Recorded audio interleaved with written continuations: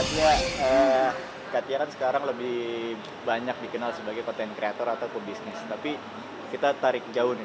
Dulu mulai ke dunia entertain tuh kapan, tahun berapa, dan gimana ceritanya? Sebenarnya dulu tuh aku awalnya ikutan casting-casting iklan. Itu tuh tahun 2000 lah, sekitar tahun 2000, 99, 99, 2000 lah. Waktu itu masih SMP ya.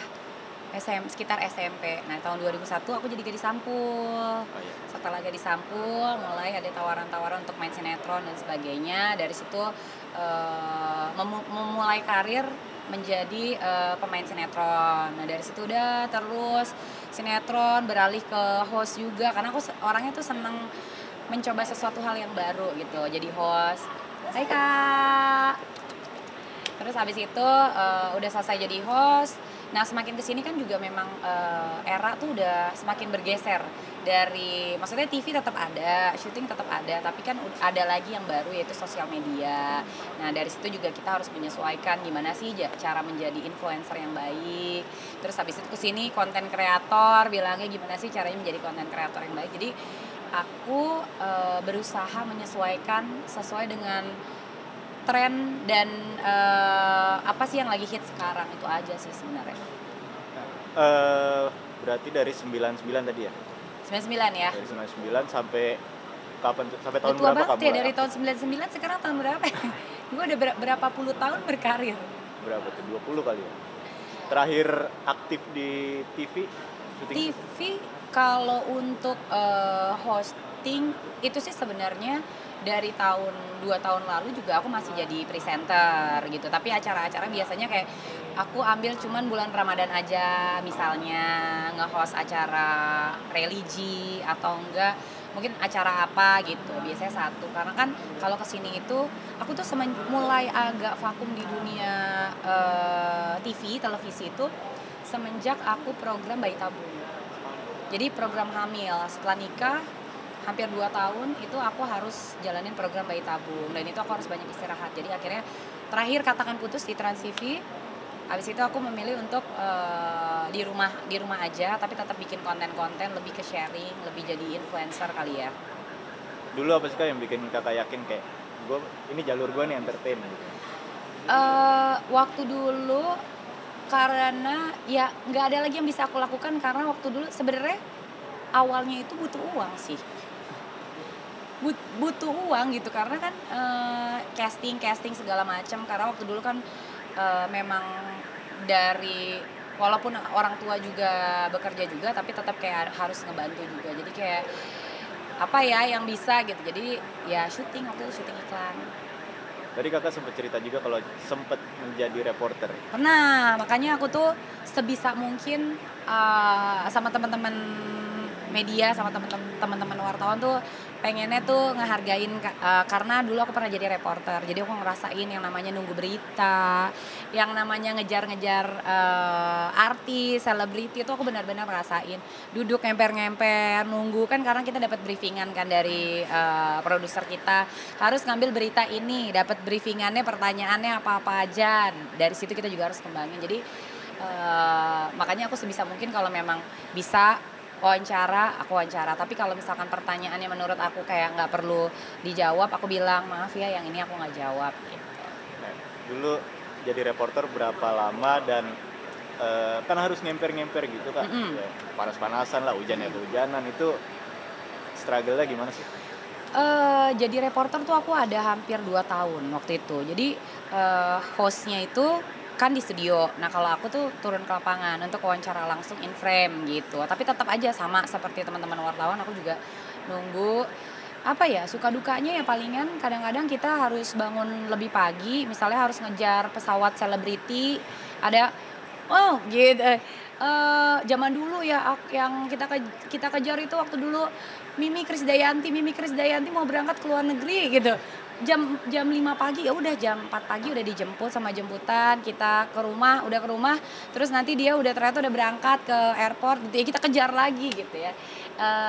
Seru sih, cuman memang effortnya itu besar banget. Jadi itu jadi pengalaman berharga buat aku untuk kedepannya itu bisa lebih menghargai waktu, bisa lebih menghargai orang-orang, nggak cuma dari, maksudnya gini, menghargai orang-orang tuh nggak sesama selebriti aja, tapi semuanya, teman-teman kru juga harus dihargai, orang-orang juga harus dihargai kayak gitu. Nah, tadi kan kakak bilang awal menjadi konten kreator itu ketika lagi program Ya. di rumah, tapi tetap bikin konten. Nah itu sekarang jadi apa ya? Mungkin terlalu nyaman atau gimana kak di konten kreator? Aku tuh awal jadi konten kreator awalnya tuh nggak kenapa, karena dulu dibully. Jadi waktu aku ngejalanin program bayi tabung, itu tuh pertanyaan, kan masih muda waktu itu. Pertanyaan-pertanyaannya tuh terlalu, menurut aku tuh terlalu liar gitu. Sampai pertanyaannya banyak pertanyaan yang nggak pantas, kayak siapa yang mandul. Kayak gitu kan, itu kan kayak jadinya kok kayak gitu ya pertanyaannya. Akhirnya gini deh, oke. Daripada akhirnya orang bertanya kayak gitu, kan orang nggak ada edukasinya. Karena aku jalanin program bayi tabung, mereka nggak tahu. Mereka nanya spermanya pakai sperma siapa? Ya pasti sperma suami kita lah ya. Masa suami orang kan nggak mungkin kan. Jadi akhirnya aku kasih edukasi. Dari situ aku mulai jadi influencer. Di situ aku cerita bagaimana sih cara menjalankan program bayi tabung, apa-apa saja yang memang diperlukan, lebih kayak gitu.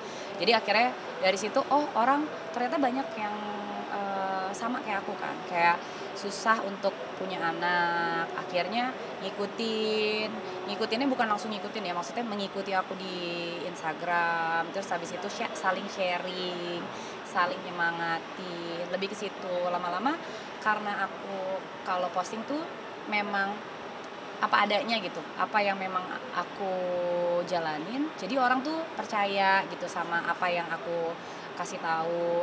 Bukan aku kasih tahu ya, kayak apa yang aku ceritain, lebih ke bahan untuk jadi saling sharing aja sih. Sampai kesini-sini jadi konten kreator lebih ke, kalau sekarang kan harus ada konten-konten lucu, ada sedikit joget-jogetan apa segala, misalnya kayak gitu lah. Nah, head comment itu tadi sempat mengganggu proses program itu maksudnya? Awalnya sih beberapa head comment itu nggak mengganggu program sih, cuman kayak kok gitu sih gitu. Cuman kan alhamdulillah aku punya pasangan yang suka support gitu, kayak kalau misalkan ada orang yang nggak suka sama kita, jangan kita nggak suka balik.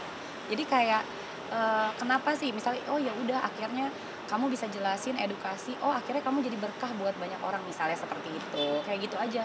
Nah kalau sekarang sih nggak terlalu bacain head comment ya, kalau ada head comment ya udah biarin aja, nggak apa-apa. Nah, aduh apa tadi lah? Dor, retake nih. Di tackle sama dia. Oh iya, setelah menjadi konten creator kan sekarang dikenal juga sebagai pebisnis. Itu memang sudah passion dari awal atau gimana Kak? Sebenarnya kalau bisnis tuh dibalik aku tuh suami aku lebih mengerti ya, cuman ya akhirnya dia tuh ngelihat dari apa yang aku suka gitu. Jadi kayak dari zaman dulu masih pacaran kita suka traveling ke Gili Trawangan, akhirnya kita ada penginapan di Gili Trawangan. Jadi dari hal-hal yang kita suka, kayak kita pelihara kucing gitu kan. Nah akhirnya kita punya cat hotel ya, kayak gitu sih sebenarnya. Dari apa yang kita suka ya, kalau misalkan bisa jadi bisnis ya nggak masalah gitu. Kak, ada rasa kangen gak sih nge-host lagi atau mungkin di FTV lah? Kangen, nge-host kangen, FTV kangen. Cuman kalau untuk waktunya kayaknya ya, karena kan kalau misalkan kita syuting FTV, syuting sinetron itu dari pagi sampai pagi. Nah, ada tanggung jawab aku yang kayak harus mantau anak-anak gitu, kayaknya aku agak berat gitu.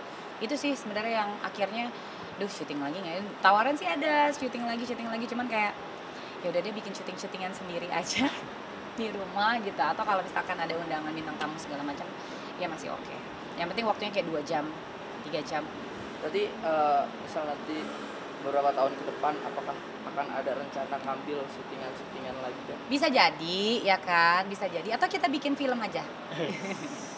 Canda ya, bisa jadi. Cuman kalau saat ini sekarang kayaknya karena masih golden age-nya anak-anak ya, aku nggak mau kehilangan momen itu. Jadi sekarang kayaknya aku benar-benar kerjanya yang bisa remote dari rumah aja sih. Tapi kakak ada perasaan mungkin sakit hati nggak sih kalau orang-orang lebih mengenalnya sebagai konten kreator dibanding perjuangan kakak dulu di FTV, Model. host. Nggak apa-apa, artinya kan memang usia tuh kan ya yang kenal aku zaman aku FTV dulu pasti dari zaman kalian SMP yang suka nontonin aku FTV taunya itu ya seumur-umur kalian gitu. Nah era-era yang baru lagi ya pasti taunya karena mereka kan bukan nonton FTV, nontonnya sosial media gitu. Jadi sekarang mereka taunya itu justru bagus gitu dari segala macam usia itu bisa kenal, nggak usah sakit hatian lah. Jangan baperan kita. Oke, jadi Oke. Aman? Thank Nggak boleh baperan ya?